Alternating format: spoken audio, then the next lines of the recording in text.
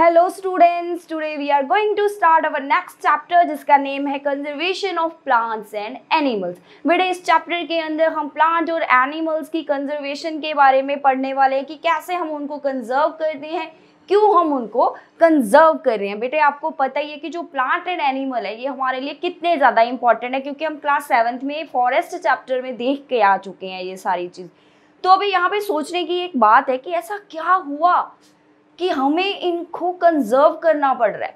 ऐसी कौन सी नौबत आ गई है हमारे पास कि हमें प्लांट्स और एनिमल को संभाल कर रखना पड़ रहा है।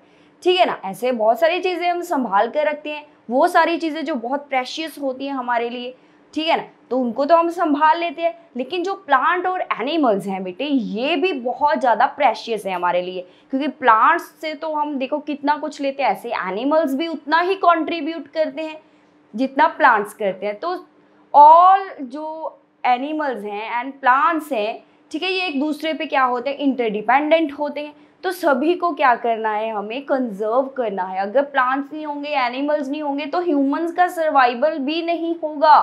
तो ये एक लिंक्ड होते हैं। आप भी जो हो वो प्लांट से जुड़े हुए हो, जैसे हम प्लांट से फूड लेते हैं, अगर प्लांट्स नहीं होंगे, ठीक है, तो उनको खाने वाले एनिमल्स मर जाएंगे। अगर एनिमल्स नहीं होंगे, जैसे हम एनिमल से भी कितना कुछ लेते हैं खाने के लिए, तो फिर हम क्या खाएंगे, ना हमारे पास प्लांट्स होंगे ना हमारे पास एनिमल्स होंगे, तो फिर हम क्या करेंगे भाई, तो हमारा सर्वाइवल भी तो क्या हो जाएगा, बहुत मुश्किल हो जाएगा।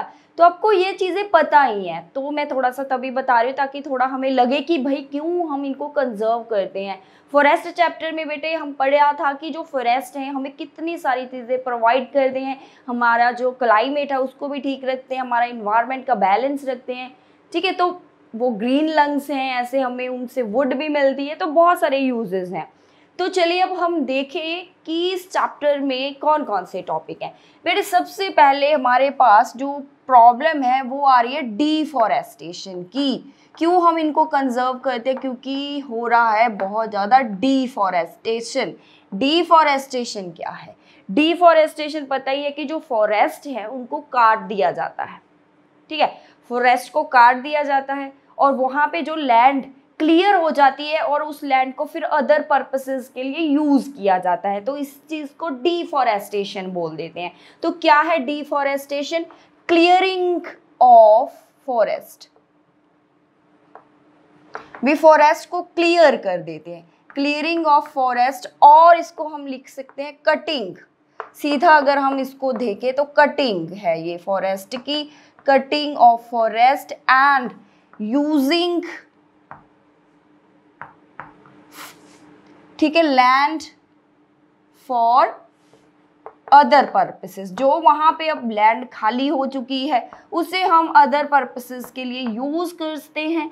कौन से पर्पसेस के लिए उसको यूज़ किया जाता है, मैनी रीजंस हैं इसके, बहुत सारे कॉज हैं कि क्यों जो डीफॉरेस्टेशन है वो की जाती है, ठीक है। ऐसा क्या हमें ज़रूरत पड़ गई कि हमने जो है फॉरेस्ट ही काट दिए, ठीक है। तो बेटे सबसे पहले आप रीज़न है हमारे पास पॉपुलेशन ग्रोथ। आपको पता है कि बहुत ज़्यादा पॉपुलेशन है वो बढ़ चुकी है, ठीक है। तो इतनी ज़्यादा पॉपुलेशन है, उनके लिए रहने को क्या चाहिए, जगह चाहिए होगी, तो उसके लिए फिर जंगल काट दिए जाते हैं। तो फिर क्या होता है, एस्टैब्लिशमेंट और कंस्ट्रक्शन हो रही है हमारे पास, न्यू रोड्स, न्यू बिल्डिंग्स की, construction of roads and buildings, ठीक है। जहाँ पे रोड बनाना है, बिल्डिंग बनानी है न्यू वाली, तो फिर क्या है, वहाँ पे जंगल को काट कर ये वाली चीज़ें कंस्ट्रक्ट कर दी जाती हैं। उसके बाद आपको पता है कि जो इंडस्ट्रीज़ हैं कितनी ज़्यादा बढ़ चुकी हैं, इंडस्ट्रियलाइजेशन होती जा रही है, ठीक है। उसके बाद जो हमारे पास रीज़न है वो है procuring land for agriculture, procuring land for agriculture. Agriculture के लिए जो लैंड है, ठीक है, वो चाहिए होती है, उसको लेने के लिए क्या कर दिया जाता है, फॉरेस्ट को काट दिया जाता है। उसके बाद वुड की रिक्वायरमेंट के लिए, ठीक है, फॉर मेकिंग फर्नीचर, वुड की जो डिमांड है आजकल बहुत ज़्यादा बढ़ रही है, फॉर मेकिंग फर्नीचर के लिए जो है ये सारा प्रेशर जो है ये किसके ऊपर आ गया है बेटा, ये सारा प्रेशर आ गया है फॉरेस्ट के ऊपर। तो फॉरेस्ट को काट कर ये सारी चीज़ें वहाँ पे एस्टैब्लिश की जा रही हैं इन रीजंस की वजह से। तो हमारे पास जो डिफॉरेस्टेशन है ये हो रही है। तो चलो डिफॉरेस्टेशन तो कर दी, फिर उससे होगा क्या, उसके क्या कॉन्सिक्वेंसेस हैं, उससे होगा क्या भाई, ठीक है, उसके कुछ तो इफेक्ट होंगे ना। तो अब हम देखने वाले हैं कि क्या हो गया है या क्या हो सकता है अगर डिफॉरेस्टेशन ऐसे ही कंटिन्यू चलती रही। तो चलिए बेटे देखें कॉन्सिक्वेंसेस ऑफ डिफॉरेस्टेशन, बहुत ही इंपॉर्टेंट टॉपिक। यहीं से तो हमें पता चलने वाला है कि क्यों हम जो है प्लांट्स और एनिमल को कंजर्व कर रहे हैं। तो डिफॉरेस्टेशन के क्या हम डिस्कस करने वाले हैं कॉन्सिक्वेंसेस। तो बेटे देखिए कॉन्सिक्वेंसेस है, अभी क्या रिजल्ट निकलेंगे इसके, डिफॉरेस्टेशन कर दिया आपने तो उसके रिजल्ट क्या है। सबसे पहले तो होगा हमारे पास, मान लीजिए जो डिफॉरेस्टेशन की वजह से ग्लोबल वार्मिंग होगी, ठीक है। ग्लोबल वार्मिंग कैसे होगी भाई, ट्रीज है नहीं वहां पे, ठीक है, ट्रीज नहीं होंगे जिस वजह से जो टेम्परेचर है वो क्या हो जाएगा, इंक्रीज होगा। कैसे इंक्रीज होगा, तो आपको पता है कि जो ट्रीज हैं, जब प्लांट्स हैं वो अपना फूड बनाते हैं, किसको यूज करके बेटा, ट्रीज अपना फूड बनाते हैं, जब प्लांट्स अपना फूड बनाते हैं यूज करके कार्बन डाइऑक्साइड, जो फोटोसिंथेसिस का प्रोसेस है वो कार्बन डाइऑक्साइड को यूज करते हैं, ठीक है। तो उससे क्या होता है, इन्वायरमेंट में कार्बन डाइऑक्साइड का लेवल जो है वो ठीक रहता है। लेकिन अगर ट्रीज ही नहीं है, ठीक है, ट्रीज है नहीं, सभी काट दिए, तो उससे क्या होगा, जो कार्बन डाइऑक्साइड यूज हो रही थी वो अब यूज नहीं हो रही है, वो अभी एयर के अंदर ही है। इससे फिर क्या होता है, ग्लोबल वार्मिंग कैसे हो रही है, तो ये हम सारा डिस्कस करेंगे यहाँ पे। तो ये कार्बन डाइऑक्साइड जो है, जो सन से रेज आती हैं, मान लीजिए यहाँ पे हम पूरा इसको देखने वाले हैं, ये आपकी अर्थ है, ठीक है बेटे, ये है अर्थ। अर्थ के ऊपर आपको पता है कि जो एटमॉस्फियर है अर्थ के अराउंड, ठीक है, गैसेस का जो मिक्सचर का इसके अराउंड एक बाउंड्री है। मान लीजिए इसके अंदर कार्बन डाइऑक्साइड बहुत ज़्यादा यूज तो हो नहीं रही, तो आपको पता है कि सन से जो रेज आती है, सन रेज, ठीक है, वो अर्थ पे आ रही हैं, और अर्थ पे आने के बाद कुछ रेज जो है बेटे वो रिफ्लेक्ट हो जाती हैं, पीछे चली जाती हैं, वापस चली जाती हैं। लेकिन क्या होता है, रिफ्लेक्टेड जो रेज हैं जो बैक जा रही हैं, ठीक है, कार्बन डाइऑक्साइड की वजह से, कार्बन डाइऑक्साइड क्या करता है, इतना ज़्यादा है कि वो करता है, वो जो रिफ्रैक्टेड रेज हैं जो पीछे जा रही हैं उनको पकड़ लेता है। वो कहता है अब मत जाओ, अब यहीं पे रहो, ठीक है, ठीक है, वो कहता है कि मैं यहाँ पे हूँ, अब मेरे साथ ना प्ले करना, हम खेलेंगे, ठीक है। तो वो दोनों क्या कर लेता है, जो कार्बन डाइऑक्साइड है ना, तो रिफ्रैक्टेड रे को वहीं रख लेता है, जाने नहीं देता है, पीछे नहीं जाने, बैक नहीं जाने देगा जहाँ से वो आती हैं, ठीक है। तो उससे क्या होगा, जो रेज होती हैं सन रेज, वो आपको पता है कि उनका नेचर वार्म होता है। ऐसे धूप में खड़े जो हम कितने गर्म हो जाते हैं, तो रेज की वजह से ही गर्म होते हैं। तो वो रेज जो है वो गर्म है, इसका मतलब। तो बेटे कार्बन डाइऑक्साइड उन रेज को क्या कर रहा है, ट्रैप कर रहा है, उन रेज को पकड़ रहा है, जिस वजह से क्या हो रहा है, अर्थ का जो टेम्परेचर है वो इंक्रीज हो रहा है। उसी को हम क्या बोल देते हैं, global warming, means increase in the earth temperature और वार्मिंग ऑफ अर्थ। ये किसकी वजह से हो रहा है, ये हो रहा है बेटा डिफॉरेस्टेशन की वजह से, ठीक है। टेम्परेचर बहुत ज़्यादा बढ़ चुका है। उसके बाद पोल्यूशन तो होगा ही भाई, बहुत ज़्यादा पोल्यूशन बढ़ेगा, ठीक है। तो ये भी हम देखें, सबसे पहला जो हमारे पास रिजल्ट निकला, मान लीजिए वो ग्लोबल वार्मिंग है। ग्लोबल वार्मिंग के आगे आपको पता ही है कि कितने नुकसान होंगे। अगर अर्थ का टेम्परेचर बढ़ जाएगा बेटे, तो जो ग्लेशियर्स में आइस है वो सारी मेल्ट होगी, इतना ज़्यादा पानी जो है, अर्थ जो है पानी के अंदर डूब सकती है। तो इस चीज़ के बहुत ज़्यादा साइड इफ़ेक्ट होने वाले हैं, इसके हार्मफुल इफ़ेक्ट है ग्लोबल वार्मिंग के, वो अलग टॉपिक है, ठीक है। तो एक तो ग्लोबल वार्मिंग होगी, दूसरा है कि जो वाटर लेवल है, वाटर लेवल जो हमारा सॉइल के अंदर है, जो water level of soil decrease, और ground, water level of ground जो है वो क्या होगा, रिड्यूस हो जाएगा, ठीक। पानी का जो लेवल है, मिट्टी के अंदर जो पानी, अंडरग्राउंड वाटर जो है, क्योंकि फॉरेस्ट नहीं होंगे तो रेनफॉल नहीं होगी, ठीक है, पानी नहीं आएगा, तो आगे आगे हम देखेंगे कि ये सारी चीज़ें कैसे कैसे होती जा रही हैं। तो ऐसे रेनफॉल नहीं होगी अच्छे से, ठीक है, उससे फिर क्या होगा, मिट्टी के अंदर पानी नहीं जाने वाला है, अंडरग्राउंड में जो वाटर है उसका लेवल क्या हो जाएगा, डे बाय डे कम होता जा रहा है, क्योंकि पानी तो हम यूज़ करते जा रहे हैं लेकिन वो पानी रिप्लेनिश तो हो नहीं रहा। उसके बाद होगा जैसे कि और क्या इसके इफ़ेक्ट हो सकते हैं कॉन्सिक्वेंसेस में, जैसे हम देखें कि पोल्यूशन, पोल्यूशन होने वाला, एयर के अंदर बहुत ज़्यादा पोल्यूशन बढ़ जाएगा, क्योंकि बेटे ट्रीज़ जो हैं ये क्लीन रखते हैं हमारे इन्वायरमेंट को, तो इससे फिर पोल्यूशन होगा।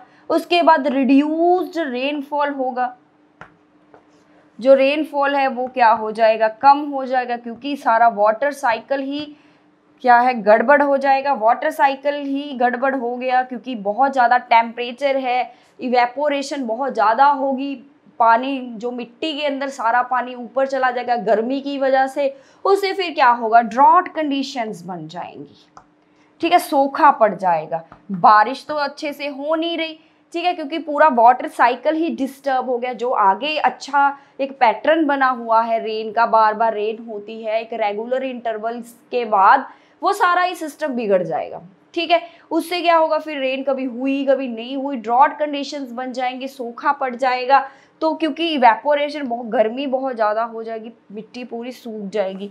उसके बाद और क्या होगा, फ्लड्स आ सकते हैं। फ्लड्स कैसे आते हैं, मान लीजिए बहुत ज़्यादा, ठीक है, कहीं पे बारिश हो रही है, मान लीजिए वहाँ पे फॉरेस्ट है नहीं, ठीक है, फॉरेस्ट क्या करते हैं, हम फॉरेस्ट चैप्टर में पढ़ के आए थे कि जो बारिश का पानी है फॉरेस्ट की वजह से उसकी जो स्पीड है वो स्लो हो जाती है।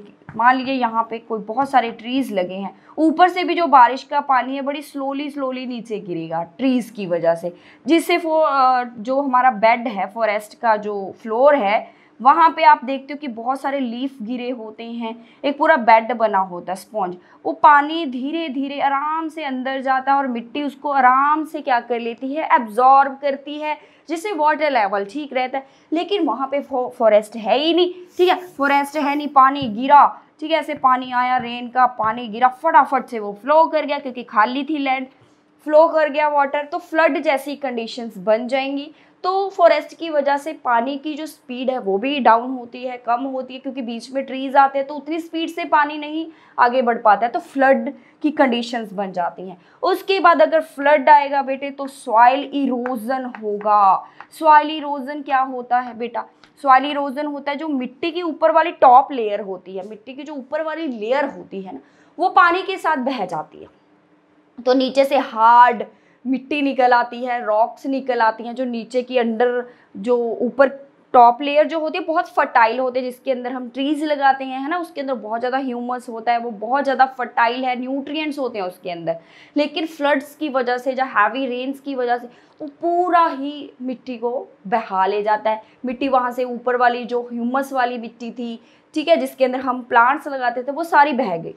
अब नीचे से हार्ड मिट्टी निकल आई, ठीक है, रॉक्स निकल आई, तो उसके अंदर ह्यूमस तो है नहीं, ठीक है, उसके अंदर ह्यूमस नहीं होगा, वो मिट्टी इतनी ज़्यादा अच्छी नहीं होगी, मॉइस्चर कम होगा, तो वो एक डेजर्टिफिकेशन करेगा, ठीक है, डेजर्ट्स बनती जाएगी, मिट्टी जो थी उसका पूरा टेक्सचर चेंज हो गया है, यहाँ पे मिट्टी का न्यूट्रिएंट कंटेंट चेंज हो गया है, सॉइल का जो टेक्सचर चेंज हो रहा है, ठीक है, सॉइल टेक्सचर चेंज हो जाएगा बेटा, ठीक है। उसके बाद टेक्सचर मीन जो सॉइल दिखती थी पहले वैसी अब नहीं दिख रही है हमें, सॉइल के अंदर जो जो पहले चीज़ें होती थी वो सॉइल टेक्सचर होता है कि कैसी मिट्टी की स्ट्रक्चर है, वो पूरी चेंज हो जाएगी। उसके बाद जो सॉइल का न्यूट्रिएंट लेवल है वहाँ से वो सारी बह चुकी है, न्यूट्रिएंट कंटेंट ये सब चेंज हो जाएगा, ठीक है, और डेजर्टिफिकेशन हो जाएगी, ठीक है, डेजर्टी मीन्स डेजर्ट बन जाएगा वहाँ पे, ठीक है, वो लैंड जो है वो डेजर्ट की तरह हो जाएगी और वहाँ पे ट्रीज नहीं लगेंगे फिर। तो ये बहुत सारे रीजंस हमारे पास, ये बहुत सारे कॉन्सिक्वेंसेस हैं हमारे पास जो निकल के आते हैं डिफॉरेस्टेशन की वजह से, ठीक है। इससे फिर और क्या होगा, आपको पता है कि जो फॉरेस्ट है उसके अंदर कितने ज़्यादा एनिमल्स रहते हैं, उनका वो हैबिटेट है, वहाँ पे घर है उनका, अगर फॉरेस्ट नहीं होंगे वो सारे एनिमल्स कहाँ पे जाएंगे बेटा, हमारे घर में आके तो रहने नहीं लगे कि लायन कहता कि भाई फॉरेस्ट मेरा है नहीं तो आप मुझे अपने ड्राइंग रूम में ना एक रूम दे दो, मैं वहाँ पे रह लेता हूँ। रख लोगे? नहीं रखोगे। आप क्या करोगे, जैसे वो हमारे घरों में आना शुरू होंगे, क्योंकि जंगल है नहीं तो वो हमारे घरों की साइड ही आएंगे, तो हम मार देंगे उनको। मार दिया तो बेचारे सारे खत्म हो जाएंगे, ऐसे वैसे भी वो मर जाएंगे। अगर बेटा किसी का घर नहीं होगा, उनको वहाँ देखो फॉरेस्ट से उनको सभी कुछ मिलता है, खाने को चीज़ें मिलती हैं, ठीक है, वहाँ पे वो अच्छे से रहते हैं, खुश खुश रहते हैं। लेकिन घर ही नहीं है, ना कुछ खाने को है, ना कुछ पीने को है, ना घर है, तो वो मर जाएंगे। उनका सर्वाइवल जो है बहुत ज़्यादा डिफ़िकल्ट हो जाएगा। तो ऐसे एनिमल्स की जो लाइफ है ये टोटली क्या हो जाएगी, स्पॉइल हो जाएगी, ख़राब हो जाएगी। तो देखो कि कितने ज़्यादा यहाँ पे साइड इफ़ेक्ट, कितने ज़्यादा हार्मफुल इफ़ेक्ट हमारे पास पड़ रहे हैं अगर हम डिफॉरेस्टेशन करते हैं। तो इतनी सारी चीज़ें जो हैं वो फॉरेस्ट करते हैं हमारे लिए, सॉइल इरोजन को प्रोटेक्ट करते हैं, ठीक है, रेनफॉल अच्छे से हो, ड्रॉट कंडीशन को कंट्रोल करना, फ्लड को कंट्रोल करना, क्लाइमेट जो है उसको सही रखता है, हमारा बैलेंस्ड रखता है। और उससे क्या होगा, नेचुरल क्लाइमेटीज़ का ये रीज़न बन सकता है, जैसे फ्लड, ड्रॉट्स, ये सभी नेचुरल क्लाइमेटीज़ हैं जो इनका अमाउंट बढ़ जाएगा बहुत ज़्यादा। जो है ये नेचुरल क्लाइमेटीज़ हो सकती है, डिज़ास्टर्स हो सकता है, फ्लड आ जाएगा, बार बार यही चीज़ें होती रहेंगी, ड्रॉट होता रहेगा, सूखा पड़ता जाएगा। तो ये सभी चीज़ें फेस करनी पड़ेंगी अगर डिफॉरेस्टेशन ऐसे कंटिन्यू चलती रहे। तो बेटे इन सभी चीज़ों को अगर हम रोकना चाहते हैं, हम चाहते हैं कि हमारा जो इन्वायरमेंट है क्लीन रहे, ठीक है, बैलेंस्ड रहे उसमें, तो हमें कंजर्व करना पड़ेगा, कंजर्वेशन तो करनी ही पड़ेगी, अदरवाइज ये सभी चीज़ें हमें फेस करनी पड़ेंगी। तो हमारा सर्वाइवल बहुत डिफिकल्ट होने वाला, इतना पोल्यूशन बढ़ जाएगा, मिट्टी के अंदर कोई प्लांट नहीं लगने वाला, ठीक है, तो हम खाएंगे क्या, मर जाएंगे। तो बेटे हमें भी टेम्परेचर अगर अर्थ का इतना बढ़ गया तो क्या होगा, फिर ग्लेशियर मेल्ट हो जाएंगे। पूरी सृष्टि जो है भाई इसको हमने बचाना है, अगर पूरी सृष्टि को बचाना है तो बेटे हमें जंगलों को कंजर्व करना ही पड़ेगा बेटा। तो ये सभी हमारे पास देखो कितना काम करते हैं, है ना, कितने नुकसान हो जाएंगे अगर जंगल नहीं होंगे तो, ठीक है, बहुत इंपॉर्टेंट है बेटे फॉरेस्ट, आपको पता ही चल गया है। तो चलिए अब देखें why do we conserve forest or we conserve wildlife and forest। क्यों हम इनको कंजर्व करते हैं, पीछे हम अभी देख के ही आए हैं। सबसे पहले फॉर फ्यूचर जनरेशन, ये थोड़ी है कि हमने ही बस सारा कुछ यूज करके बस चले जाना है। जो आने वाली जनरेशन है वो बैठ के हमारा फेस देखेंगी, फोटोज देखेंगी कि ये वाले बंदे थे जिन्होंने सभी कुछ खत्म कर दिया, ठीक है बेटे, उनको भी ये सभी चीज़ें चाहिए, उनको भी एक अच्छा क्लाइमेट चाहिए, उनको भी रेन चाहिए, उनको भी एक मिट्टी के अंदर फर्टाइल मिट्टी चाहिए जिसके अंदर वो प्लांट्स लगा, सभी रिसोर्सेज चाहिए हैं उनको, ट्रीज उनको भी चाहिए हैं बेटे। अगर हम फॉरेस्ट को ओवर यूज़ ना करें, अच्छे से यूज़ करें तो कोई प्रॉब्लम नहीं आती। अगर हम ओवर एक्सप्लॉइट करते हैं, जैसे काट के ऐसे फेंक देते हैं, तो फिर मुश्किल आती है, ठीक है। अगर यूज़ करो, देखो यूज़ तो करना ही हमारे लिए ये रिसोर्सेज हैं, तो हम उसको अगर अच्छे से यूज़ करेंगे तो कोई प्रॉब्लम नहीं होती है। ऐसे ओवर यूज़ करोगे तो फिर प्रॉब्लम आएगी। ऐसे आप कोई भी चीज़ जब ओवर हो जाती है ना फिर वो हार्मफुल बन जाती है। जैसे आप ज़्यादा खाना खा लोगे तो हमारा पेट दुखने लग जाएगा, ओवर खा लिया हमने, तो देखो खाना ज़्यादा खाने से भी नुकसान हो रहा है। तो ऐसे ज़्यादा आप फॉरेस्ट को डिस्टर्ब करोगे तो फिर तो देखो फॉरेस्ट तो काम ही इतना कर रहे हैं तो पूरी गड़बड़ हो जाएगी। तो बेटे एक तो हमने इनको कंजर्व करना है जो आने वाली जनरेशन्स होते हैं। कंजर्व का मीनिंग वैसे अगर हम देखें तो सस्टेनेबल डेवलपमेंट भी इसको बोल देते हैं। सस्टेनेबल डेवलपमेंट होता है कि ऐसे हमने इन चीज़ों को यूज़ करना है कि जो आने वाली जनरेशन्स है ना उनके लिए भी वो चीज़ें अवेलेबल होनी चाहिए। ऐसे कोई चीज़ को यूज़ करो कि पूरी ख़त्म ना कर दो, उसको प्रॉपर यूज़ करो ताकि जो आने वाली फ्यूचर जनरेशन्स हैं उनको भी ये देखने को मिले कि यहाँ ये फॉरेस्ट होते हैं, सिर्फ उनके लिए फ़ोटोज़ ही ना रह जाएं। ठीक है बेटे, ऐसे कोई भी रिसोर्स हमने यूज़ करना है। अगर हम एक कंट्रोल्ड मैनर में चीज़ों को यूज़ करते हैं तो उसको सस्टेनेबल डेवलपमेंट कहते हैं। तो जो इन दोनों का गहरा रिश्ता है, कंजर्व करना मीन्स ऐसे चीज़ों को अच्छे से हम क्या करें, यूज़ करें, ठीक है, फॉर फ्यूचर जनरेशन और फॉर मेंटेनिंग बैलेंस, सभी चीज़ों का बैलेंस रहे।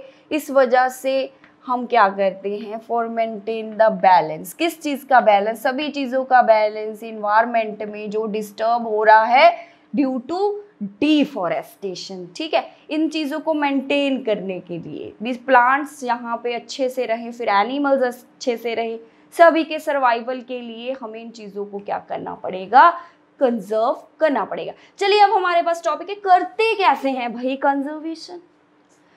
तो देखो, आप अपने लेवल पे भी कुछ ना कुछ कंट्रीब्यूट कर सकते हो। ऐसे लोकल अथॉरिटीज़ भी होती हैं, जैसे हमारे गांव के अंदर कुछ ऑर्गेनाइजेशन बनी होती हैं शहरों के अंदर, वो अपने लेवल पे करते हैं कि ऐसे उनके एरियाज़ के प्लांट्स को या एरियाज़ के एनिमल को कोई हार्म ना हो।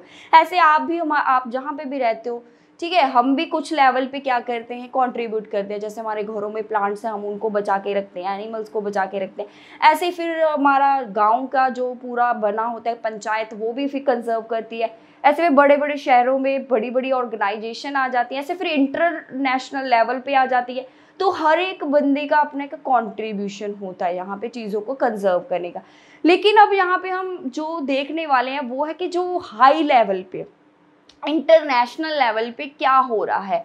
तो बेटे हमारे पास ऐसे ऑर्गेनाइजेशन है, जैसे यूनेस्को का आपने नाम सुना ही होगा। तो इन्होंने क्या किया हुआ है, इन्होंने प्रोग्राम चलाए हुए हैं ऐसे ना, उन्होंने मीन्स कुछ एरियाज को रिजर्व कर दिया है, जहाँ पे मान लो फॉरेस्ट हैं लगे हुए हैं ऑलरेडी, जो एस्टैब्लिश्ड है, जो नेचर के अंदर ऑलरेडी एग्जिस्ट कर रहे हैं, फॉरेस्ट लगे हुए हैं फॉरेस्ट, ठीक है, पहले ही कोई फॉरेस्ट है, वहाँ पे ऑलरेडी एनिमल्स प्लांट्स हैं, उनको वहीं पे प्रोटेक्ट कर दिया।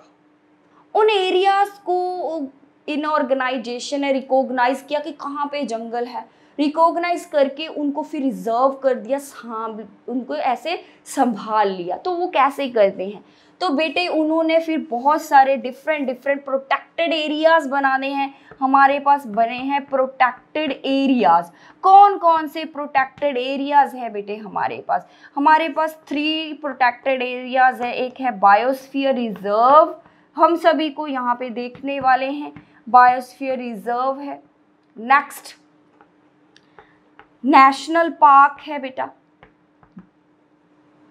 उसके बाद एक प्रोटेक्टेड एरिया और है जिसे हम वाइल्ड लाइफ सेंचुरीज कहते हैं। क्या कहते हैं, वाइल्ड लाइफ सेंचुरी।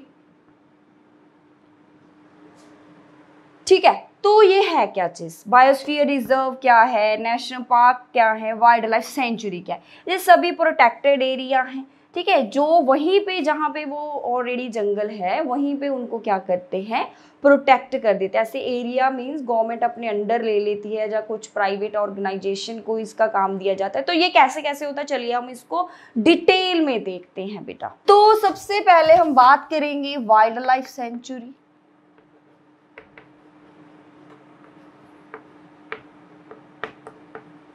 यहाँ सभी को साइड बाय साइड डिस्कस करते जाएंगे ताकि कोई कंफ्यूजन ना हो। ठीक है, देन नेशनल पार्क और बायोस्फीयर रिजर्व सभी को साइड बाय साइड देख लेंगे और क्या क्या डिफरेंस है ये भी पता चल जाएगा। ठीक है ना, इनमें थोड़ी सी बच्चों को कंफ्यूजन रहती है, लेकिन वो कंफ्यूजन अभी हमने दूर कर देनी है। तो चलिए देखें क्या है इनके अंदर। जो बेटे वाइल्ड लाइफ सेंचुरीज होती है, इनके अंदर एनिमल्स को प्रोटेक्ट किया जाता है, सिर्फ एनिमल्स को ही क्या किया जाता है, सूटेबल कंडीशंस प्रोवाइड की जाती हैं ताकि वो वहाँ पे अच्छे से रह सके। लेकिन जो नेशनल पार्क्स होते हैं यहाँ पे एनिमल्स एंड जो प्लांट्स होते हैं दोनों को ही प्रोटेक्ट करते हैं, as well as historic object को भी यहाँ पे क्या किया जाएगा, प्री हिस्टोरिक जो चीज़ें हैं वहाँ पे उनको भी वहाँ पे संभाल लिया जाता है। वहाँ पे अगर कोई प्री हिस्टोरिक कुछ मिलता है हमें, ये हम देखने वाले हैं क्या है, वो उस चीज़ को भी प्रोटेक्ट कर दे। ये नहीं है कि ये बहुत पुरानी चीज़ है यहाँ से हटा दो, ऐसा नहीं होगा। ठीक है, वहाँ पे ये कई बार होते हैं कि देखो जंगलों में पहले लोग रहते थे, ठीक है, तो वहाँ पे जब लोग रहते थे तो उनका रहने का वहाँ पे कुछ ना कुछ हमें क्या मिलते हैं, एविडेंसेस मिलते हैं कि यस वो यहाँ पे रहते थे। जैसे कुछ रॉक शेल्टर्स उनके मिलते हैं, कुछ पेंटिंग्स उनकी मिलती हैं। ठीक है, तो इन चीज़ों को भी वहाँ पे प्रोटेक्ट किया जाता है, कंजर्व किया जाता है, प्रिजर्व कर लेते हैं इन चीज़ों को। ये नहीं कि वहाँ से हटा देते कि बहुत पुरानी है यहाँ से हटाओ इनको, ठीक है, ऐसा नहीं है। एनिमल और प्लांट्स को तो चलो वहाँ पे रखना ही है संभाल कर, लेकिन वो वहाँ पे अगर कोई प्री हिस्टोरिक ऑब्जेक्ट है, कुछ पुराना मिलता है कुछ ऐसा चीज़ जो पहले लोग यूज़ करते थे, तो उस चीज़ को भी वहाँ पे क्या है, कंजर्व किया जाता है, प्रोटेक्ट किया जाता है। उसके बाद आ जाता है बेटे बायोस्फीयर रिजर्व क्या है। बेसिकली बायोस्फीयर रिजर्व ना एक लार्ज एरिया है, बहुत बड़ा एरिया होता है, large area in which plants, ठीक है, animals, wild life means plant, animals and traditional जो वहाँ पे लाइफ है, ट्रेडिशनल ट्राइबल लाइफ, इन सभी चीज़ों को क्या किया जाता है, कंजर्व करते हैं। ठीक है, ये नहीं है कि जो वहाँ पे लोग रह रहे हैं इस एरियाज के अंदर उनको वहाँ से हटा दिया जाता है, नो, वहाँ पे जो लोगों का कल्चर है, जहाँ पे जो ट्राइबल एरियाज रहते हैं, क्योंकि जंगलों में मोस्टली जो जंगलों के साइडों में लोग रहते हैं वो ट्राइबल्स ही होते हैं, तभी क्योंकि उनकी जो लाइफ होती है ना वो जंगलों पे डिपेंड करती है, वहीं से वो अपना कलेक्ट करके ले आते हैं थोड़ा सा सामान ताकि वो सर्वाइवल कर सके, कुछ मेडिसिनल प्लांट्स ले आते हैं, कुछ ट्विग्स ले आते हैं, ठीक है ना, तो उनको ट्राइबल पीपल कुछ फूड कलेक्ट कर ले आते हैं, कुछ फ्रूट्स वेजीज वहाँ से ले आते हैं। तो बेटे ये हमारे पास क्या है, वहाँ पे उन चीज़ों को भी संभालते हैं बायोस्फीयर रिजर्व के अंदर। और चीज़ देखिए, जो बायोस्फीयर रिजर्व है ना, या मान लीजिए ये एक बायोस्फीयर रिजर्व है, बहुत बड़ा सा एरिया है, तो जो बायोस्फीयर रिजर्व है ना इसके अंदर ही national parks and wildlife sanctuaries होती है। बायोस्फीयर रिजर्व के अंदर ही बनी होती है नेशनल पार्क, उसके अंदर ही होती हैं वाइल्ड लाइफ सेंचुरीज। जैसे आपकी बुक में पचमढ़ी जो बायोस्फीयर रिजर्व है उसके बारे में आपको बताया गया है, जो बायोस्फीयर रिजर्व है उसके अंदर उन्होंने बताया है ना कि उसके अंदर वन नेशनल पार्क है। जो पचमढ़ी बायोस्फीयर रिजर्व है जो आपकी बुक में गिवन है उसके अंदर क्या है, वन नेशनल पार्क है बेटा, उसके अंदर क्या है, वन नेशनल पार्क है जिसका नाम क्या है हमारे पास, सतपुरा नेशनल पार्क। और इसके पास दो वाइल्ड लाइफ सेंचुरीज हैं, एक है बोरी और दूसरी है Pachmarhi wild life sanctuary. Means दोनों ही किसके अंदर आ रहे हैं, बायोस्फीयर रिजर्व एक बहुत बड़ा एरिया है जिसके अंदर ही नेशनल पार्क एस्टेब्लिश किए जाते हैं, उसके अंदर ही वाइल्ड लाइफ सेंचुरीज एस्टेब्लिश की जाती हैं। ठीक है, तो ये बोरी और पचमढ़ी, आपकी बुक में एक डायग्राम भी गिवन है, आप उसको ध्यान से अगर देखोगे तो आपको समझ आ जाएगा। उसके अंदर ही नेशनल पार्क होता है, उसके अंदर ही क्या है, वाइल्ड लाइफ सेंचुरीज है। ठीक है बेटा, तो इस चीज को हम बोल देते हैं बायोस्फीयर रिजर्व। अगर हम बायोस्फीयर रिजर्व देखें, जो ये लार्ज एरिया है, इस एरिया के अंदर ना कुछ जोन्स बने होते हैं। मान लीजिए ये बिल्कुल जो अंदर वाला एरिया होगा जहाँ पे कुछ एनिमल्स रखेंगे, वो एनिमल्स यहाँ पे रखे जाते हैं जो बहुत ज़्यादा खतरे के अंदर है, जो ख़त्म होने वाले हैं, मीन्स ठीक है एंडेंजर्ड स्पीशीज़ हैं, उसको बिल्कुल अंदर रख देंगे। और यहाँ पे मोस्टली नेशनल पार्क एरिया होता है, जो कोर एरिया, इसके बिल्कुल अंदर नेशनल पार्क मान लीजिए बनाया गया, वहाँ पे तो बिल्कुल ह्यूमंस जा ही नहीं सकते, कुछ अलाउड नहीं है, ना कोई वहाँ से कुछ हम कलेक्ट करके लेकर, ह्यूमन एक्टिविटी तो बिल्कुल है ही नहीं अंदर, बिल्कुल इन्वॉल्वमेंट बैन किया हुआ है कि ह्यूमंस तो वहाँ पे आम जो लोग हैं वो नहीं जा सकते, जो उसको चीज़ को मैनेज करते हैं सिर्फ वही जा सकते हैं।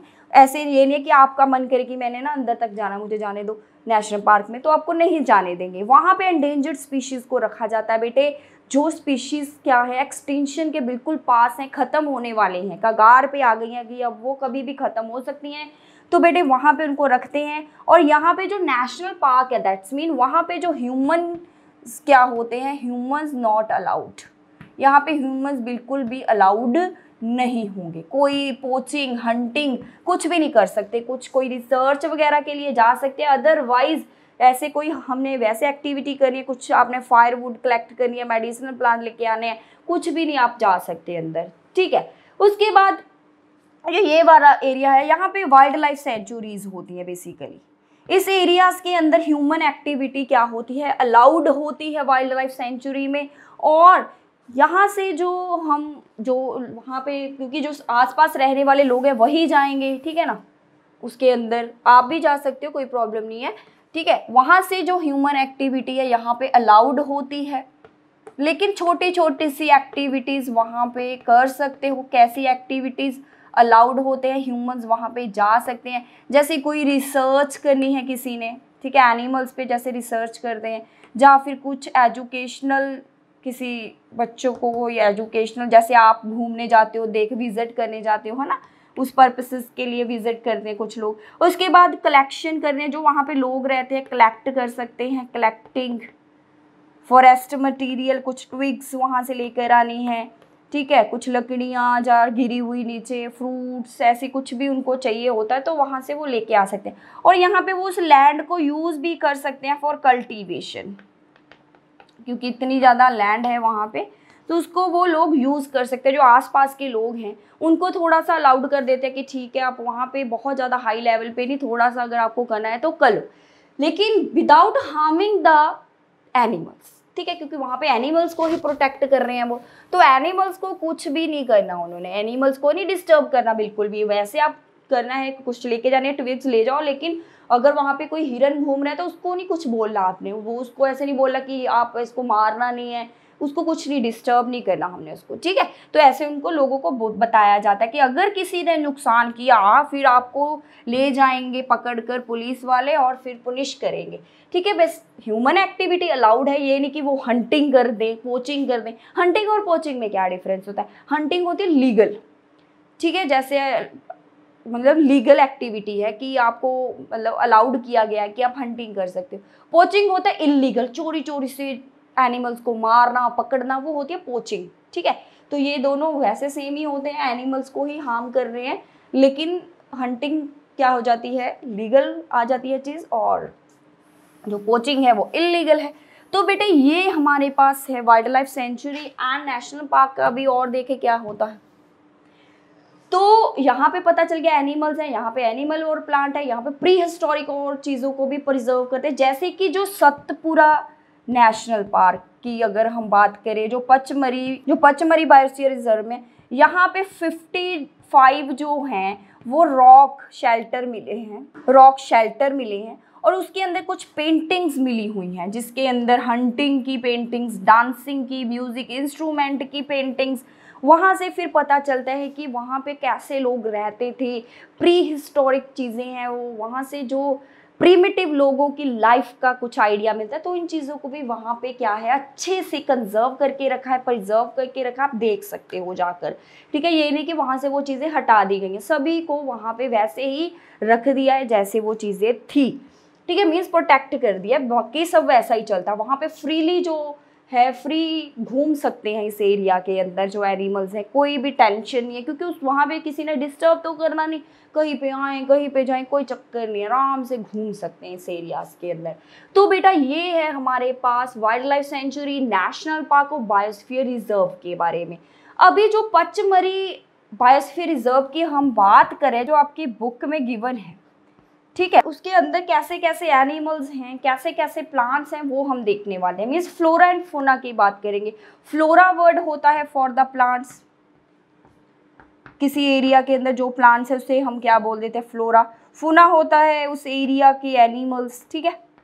मीन्स ये वर्ड प्लांट और एनिमल्स के लिए यूज किया जाता है, फ्लोरा एंड फोना। चलो अब हम देखें कि जो पचमरी बायोस्फीयर रिजर्व है उसके अंदर जो वाइल्ड लाइफ सेंचुरी है, जो उसके अंदर जो नेशनल पार्क बना है, जहाँ वहाँ पे कैसे कैसे जो एनिमल्स हैं, जहाँ कैसे कैसे प्लांट्स हैं, थोड़ा सा ये आइडिया हम ले लेते हैं। चले अब हम देखें। सबसे पहले अगर हम फ्लोरा फोना आपको पता चल गया, वाइल्ड लाइफ सेंचुरी की बात करें, जहाँ पे जो वहाँ पे 2 वाइल्ड लाइफ सेंचुरी है, बोरी एंड पचमरी, ठीक है। तो उनके अंदर कैसे कैसे एनिमल्स रखे होंगे, ठीक है। जो यहाँ पे बेटे वो वाले स्पीशीज जो थ्रेटेंड स्पीशीज है, जैसे कि मार्श क्रोकोडाइल, ठीक है, ये वाली चीजें, और उसके बाद जैसे पाइथन, ठीक है,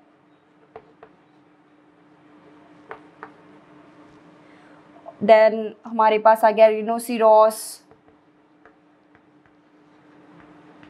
फिर है गोल्डन कैट, ठीक है, एलिफेंट।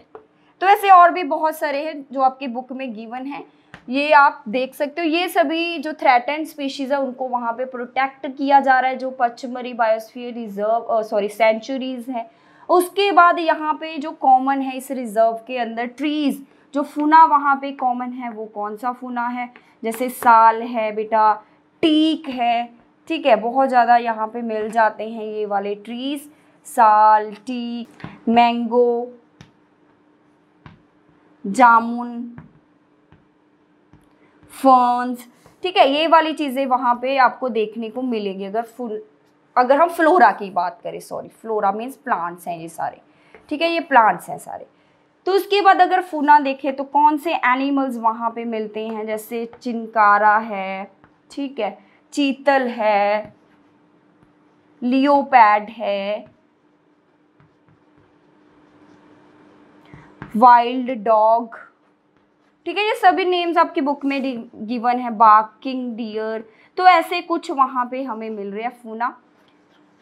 तो ये है इस बायोस्फीयर रिजर्व के अंदर मिलने वाले कॉमन जो वहाँ पे ये चीज़ें आपको मिल जाएंगी। उसके बाद वहाँ पे कुछ एंडेमिक स्पीशीज़ भी हैं। एंडेमिक स्पीशीज़ क्या होती हैं, ये बहुत ही इंपॉर्टेंट क्वेश्चन है बेटा।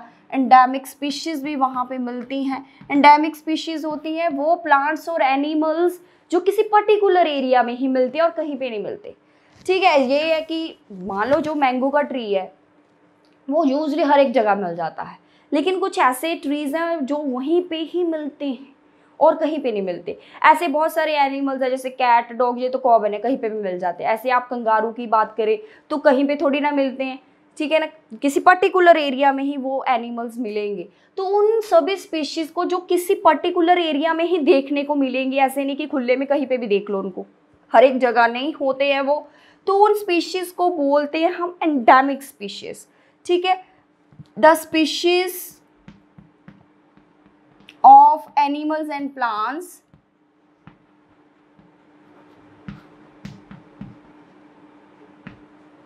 which found in particular area, which found in particular area, जो किसी पर्टिकुलर एरिया में ही मिलेंगी देखने को, वो जो होती हैं स्पीशीज़ बेटे वो एंडेमिक स्पीशीज़ होती हैं। अगर हम बायोस्फीयर रिजर्व में देखें कुछ एंडेमिक स्पीशीज़ हैं फ्लोरा की, कुछ एंडेमिक स्पीशीज़ है फूना की, तो कौन सी हैं, चलो देखें। तो वहाँ पे साल एंड जो वाइल्ड मैंगो है ये फ्लोरा की एंडेमिक स्पीशीज़ हैं, किसके अंदर, जो पचमढ़ी बायोस्फीयर रिजर्व है ना बेटा, वहाँ पे जो कौन सी एंडेमिक स्पीशीज़ हैं देखें। अगर फ्लोरा की बात करें तो वहाँ पे है साल, ठीक, और इंडियन टीक वहाँ पे बहुत ज़्यादा मिल रहा है एंडेमिक स्पीशीज़ में, और वाइल्ड मैंगो ये वहाँ का पर्टिकुलर प्लांट्स हैं जो वहाँ पे मिल रहे हैं। उसके बाद अगर बात करें फूना की, एनिमल्स कौन से जो वहाँ पे मिले, जेंट स्क्विरल,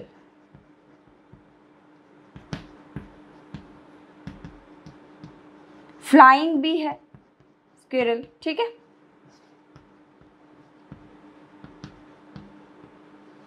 तो ये वहाँ पे एंडेमिक स्पीशीज़ हैं जो वहीं पे देखने को मिलेंगी, ऐसे बाइसन, तो ये उस एरिया की एंडेमिक स्पीशीज़ हैं जो आप वहीं पे देख सकते हो, कहीं और पे नहीं। तो ये उसके अंदर एंडेमिक स्पीशीज़ के नेम थे। तो वाइल्ड लाइफ सेंचुरी का भी हमने देख लिया कि वो क्या क्या चीज़ों को प्रोटेक्ट करे। ऐसे ही नेशनल पार्क्स जो होते हैं बेटा, नेशनल पार्क बेसिकली आपको पता है कि ऐसा रिस्ट्रिक्टेड एरिया जहाँ पे ह्यूमंस तो जा नहीं सकते, तो मोस्टली यहाँ पे जो स्पीशीज़ एंडेंजर्ड होती हैं, एंडेंजर्ड स्पीशीज़ कौन सी होंगी बेटा, जो बेटे डैमिनिश हैं, ठीक है, जो बिल्कुल क्लोज होंगी, क्लोज टू एक्सटिंक्शन, जो बिल्कुल ख़त्म होने वाली हैं, जो बिल्कुल कम नंबर में हैं और बहुत पास आ चुकी हैं कि कभी भी वो ख़त्म हो चुकी हैं, मोस्टली कभी भी वो ख़त्म हो सकती हैं, तो उनको नेशनल पार्क में रखते हैं, क्योंकि भाई वो पहले ऐसी चीज़ों को ही प्रोटेक्ट, क्योंकि वहाँ पे ह्यूमंस नहीं ना जा सकते, तो वो वाली चीज़ों को वहाँ पे रख देते हैं क्योंकि वो तो कम है। ऐसे सतपुरा जो नेशनल पार्क है वहाँ पे ऐसे टाइगर का भी पार्क अलग से बना है, वहाँ पे सिर्फ टाइगर्स को ही प्रोटेक्ट किया जाता है, क्योंकि टाइगर्स का number day by day decrease होता जा रहा था। तो वहाँ पे आपको बहुत सारे टाइगर मिल जाएंगे क्योंकि वहाँ पे उन्होंने इनको अच्छे से रखा हुआ है, कंजर्व किया हुआ है। तो ऐसे ही जो नेशनल पार्क है ये एंडेंजर्ड स्पीशीज़ को प्रोटेक्ट करके रखते हैं, बचा के रखते हैं, ठीक है, बहुत सारी एंडेंजर्ड स्पीशीज़ हैं। तो बेटे ऐसे ही आपको पता है कि जब तक हम इन चीज़ों को नहीं संभालते थे तो कितनी ज़्यादा स्पीशीज़ जो है ये गायब हो चुकी है। जैसे डायनासोर्स हम सिर्फ पिक्चरों में ही देख पाते हैं, फोटोज़ में ही, वो एक्सटिंक्शन हो चुकी है उनकी, वो एक्सटिंक्ट स्पीशीज़ हैं जो बिल्कुल ख़त्म हो चुकी है, डिसअपीयर हो चुकी हैं। ठीक है, अगर हम इनको देखें तो क्या है अलग, जैसे एंडेंजर स्पीशीज़ जो बिल्कुल क्लोज टू एक्सटिंक्शन, ऐसे एक्सटिंक्शन स्पीशीज़ भी होती है। जो एक्सटिंक्ट स्पीशीज़ कौन सी होती हैं? जो ऑलरेडी क्या हैं, डिसअपीयर हो चुकी हैं, already disappeared.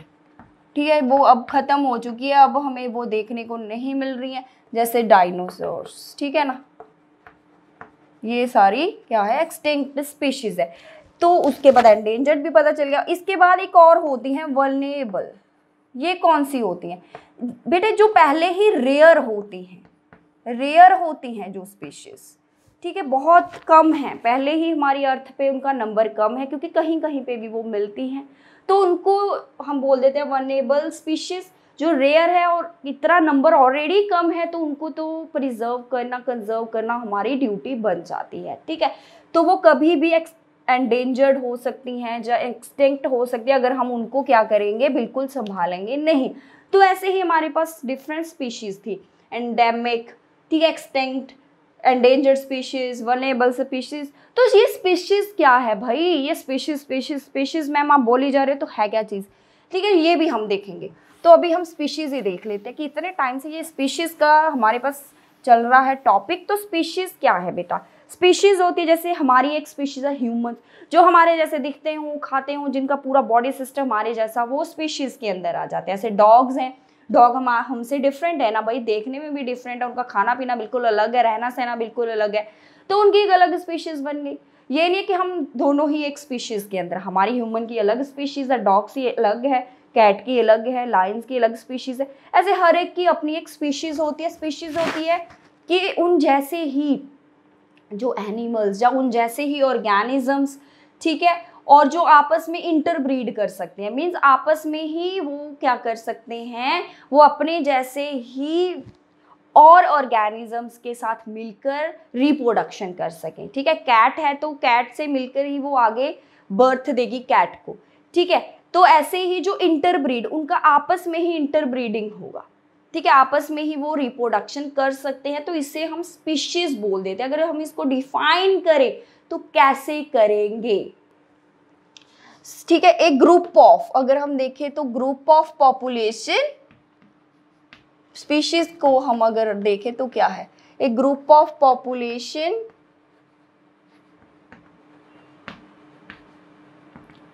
Which is capable of interbreeding,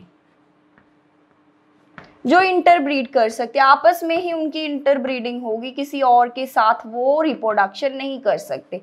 ठीक है, तो ये होती हैं बेटे स्पीशीज। इसको अगर हम साइंटिफिकली डिफाइन करें तो ऐसे करेंगे। ठीक है बेटे, उसके अलावा अब हम इतनी ज़्यादा प्लांट्स वैरायटी पढ़ चुके हैं, इतनी ज़्यादा एनिमल वैरायटी हम देखी, तो इसे हम बोल देते हैं बायोडाइवर्सिटी। बायोडाइवर्सिटी क्या होता है? किसी एरिया के अंदर जो वैरायटी है प्लांट्स की, जो वैरायटी है एनिमल्स की, वहाँ पे उस एरिया को हम, उस एरिया की उस चीज़ को बोल देते हैं biodiversity. Biodiversity means variety of plants and animals, variety of plants and animals means जो बायोस्फीयर रिजर्व है, ये बायोस्फीयर जो रिजर्व है बेटा, ये बायोडाइवर्सिटी को प्रोटेक्ट करते हैं। उस एरिया की जो प्लांट्स की वैरायटी है, उस एरिया की जो एनिमल्स की वैरायटी है, उसको प्रोटेक्ट करता है बायोस्फीयर रिजर्व।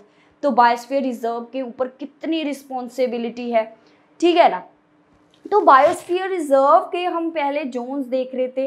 ठीक है, ऐसे हमने एक जो बायोस्फीयर रिजर्व का सबसे बाहर वाला एरिया होगा, जैसे हमने वहाँ पे एक चीज़ मिस कर दी, ऐसे मैंने डायग्राम बनाया था ना बायोस्फीयर रिजर्व का, तो यहाँ पे तो नेशनल पार्क है जिसके अंदर कोई नहीं जा सकता, यहाँ पे वाइल्ड लाइफ सेंचुरी जहाँ पे ह्यूमंस जा सकते हैं। लेकिन जो बायोस्फीयर रिजर्व का सबसे बाहर वाला एरिया है, यहाँ पे लोग बिल्कुल आ जा सकते हैं, रह भी सकते हैं, घर भी बना सकते हैं, ठीक है ना।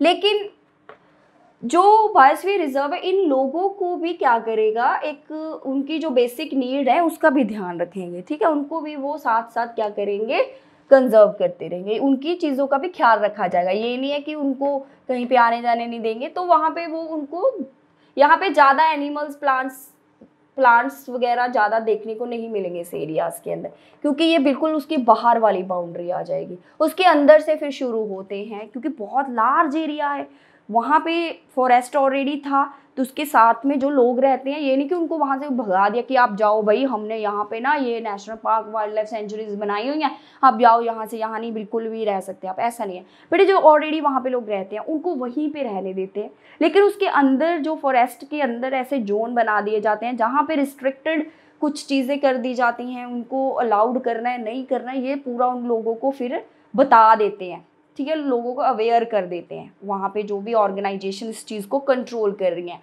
और नेशनल पार्क मोस्टली जो गवर्नमेंट ही इस चीज़ को कंट्रोल करते हैं, क्योंकि वहाँ पे ज़्यादा एंडेंजर्ड स्पीशीज़ होती हैं, तो वो गवर्नमेंट किसी पे भरोसा नहीं करती कि नेशनल पार्क तो भाई हम ही देखेंगे।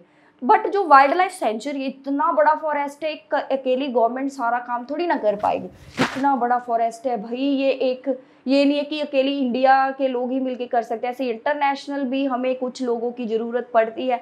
तो बेटे ऐसे प्राइवेट ऑर्गेनाइजेशन और गवर्नमेंट दोनों मिलकर वाइल्ड लाइफ सेंचुरी को मेंटेन करती हैं, ठीक है, तो सभी वर्ल्ड वाइड ये चीज़ें हैं, ठीक है बेटा। उसके बाद हमें देखना है कि आगे क्या है। ये तो सारा आपका ख़त्म हो चुका है, रिजर्व के बारे में कौन कौन सी स्पीशीज़ वहाँ पे प्रोटेक्ट हो रही थी। अब हम देखेंगे कि बेटा जो इकोसिस्टम क्या होता है, थोड़ा सा बिल्कुल आपको डेफिनेशन ही है इकोसिस्टम क्या है, बस 2 टॉपिक्स आर लेफ्ट, उसके बाद हमारा चैप्टर ओवर। अभी हम इनको देखेंगे। इकोसिस्टम क्या होता है? इकोसिस्टम होता है उस एरिया का living content and non living content. Living and जो नॉन लिविंग, ठीक है, कंटेंट है किसी भी एरिया का, उसे हम इकोसिस्टम बोल देते हैं भाई, उस एरिया का। वहाँ पे जो एनिमल्स, प्लांट, माइक्रो ऑर्गेनिज्म है और सॉइल, क्लाइमेट, ठीक है, और रिवर्स वहाँ उस चीज़ के, वो सभी मिलकर क्या बनाते हैं, प्लस प्लांट्स, एनिमल्स, माइक्रोब्स, जो माइक्रो ऑर्गेनिज्म जिसे आप बोलते हैं, ये सभी मिलकर एक एरिया का क्या बनाते हैं, इकोसिस्टम।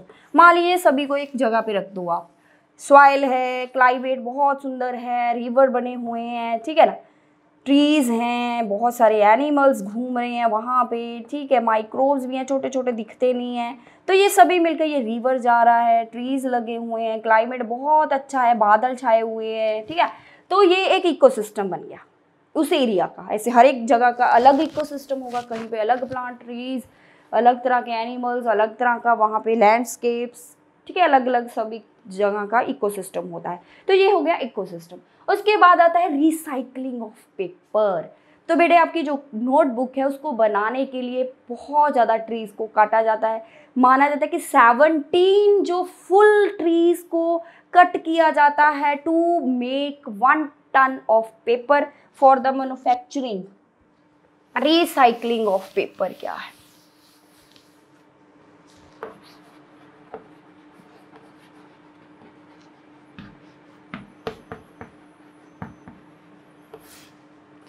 मीन्स 1 टन पेपर अगर बनाना है तो उसके लिए 17 फुल ग्रोन बड़े बड़े ट्रीज़ को कट किया जाता है, ठीक है। अगर बेटे आप पेपर को बचाओ, ठीक है, ऐसे पेपर को टीयर नहीं करना, उसके ऐसे एरोप्लेन बना के ऐसे फेंकने नहीं है रिसेस में, ठीक है, ऐसे उसके ऊपर ऐसे गेम्स नहीं खेलनी आपने। अगर खेली है तो जो यूज्ड कॉपीज़ हैं वहाँ पे जो स्पेस बचे उस पर कर लिया करो। तो ऐसे हम अगर एक पेज डेली बचाए तो हम बहुत सारे ट्रीज़ को बचा सकते हैं 1 साल के अंदर। अगर आप पेपर को बचाओगे उससे क्या होगा, जब पेपर बनता है वहाँ पे बहुत सारा वाटर यूज़ होता है, बहुत सारे केमिकल्स यूज़ होते हैं, बहुत सारी एनर्जी यूज़ होती है, हम वो चीज़ों को भी क्या कर सकते हैं, बचा सकते हैं। तो बेटे आपने क्या करना है, जो कॉपी है उसको प्रॉपर यूज़ करें, दोनों साइड से यूज़ करें, ठीक है। ऐसे बड़े बड़े मार्जिन नहीं लगाने होते। जब आपको आंसर शीट देते हैं ना, कई बार वो मार्क लिखने होते पेपर के अंदर, एग्जाम्स के अंदर, तो हम इतने बड़े बड़े मार्जिन लगा देते हैं कि भाई मेरा आंसर ना बड़ा लगे, यहाँ पे इतना बड़ा मार्जिन, इतना बड़ा मार्जिन, यहाँ पे लिखना शुरू कर देते हो।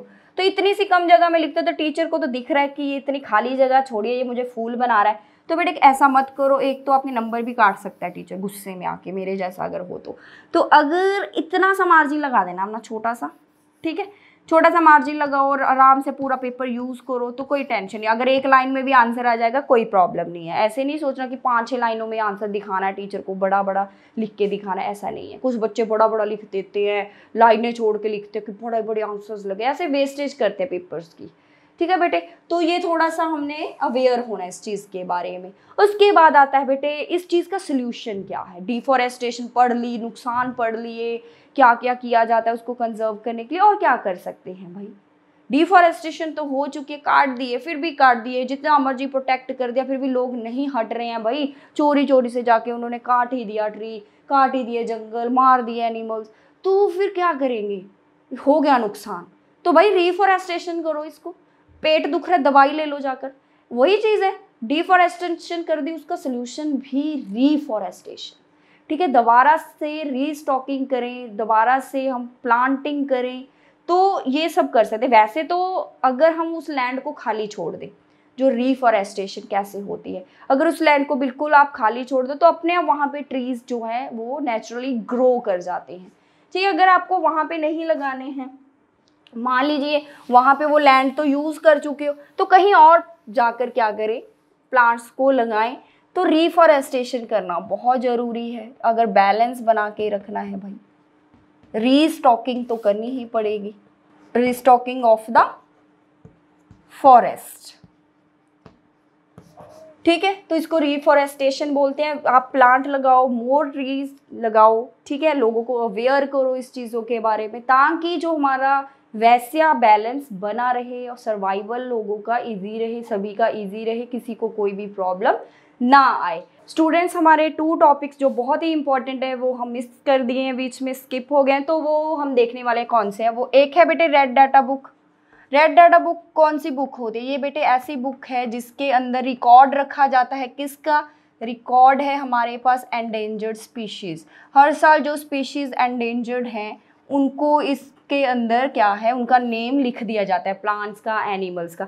इसको जो इंटरनेशनल ऑर्गेनाइजेशन है जैसे IUCN, ये इसको मेंटेन करके ही रखती है।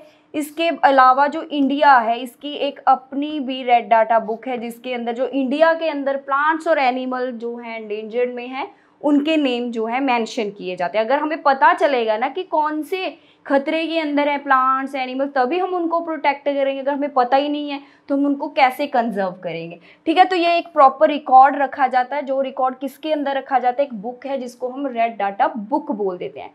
उसके बाद बेटे टॉपिक है जैसे माइग्रेटरी या माइग्रेशन, आपकी बुक में गिवन है। माइग्रेशन क्या होता है?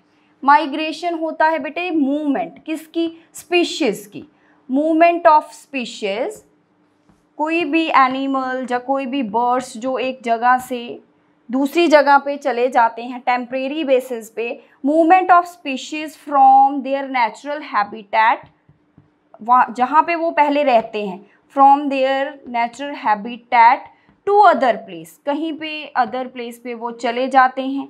किसकी वजह से जाते हैं? कई बार उनको जहाँ पे वो रह रहे हैं, जहाँ पे उनका नेचुरल हैबिटेट है, वहाँ पे उनको वो कंडीशंस नहीं मिल पाती हैं। वेदर, उनकी जो क्लाइमेट कंडीशन है जब चेंज होती है तो उनको वो फेवरेबल नहीं होती हैं।